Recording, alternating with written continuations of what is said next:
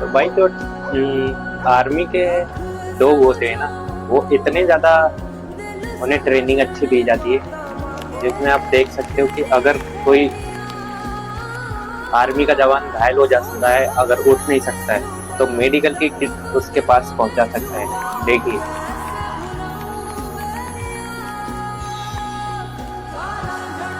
इसीलिए बहुत ज़्यादा ट्रेनिंग दी जाती है इन कुत्तों को।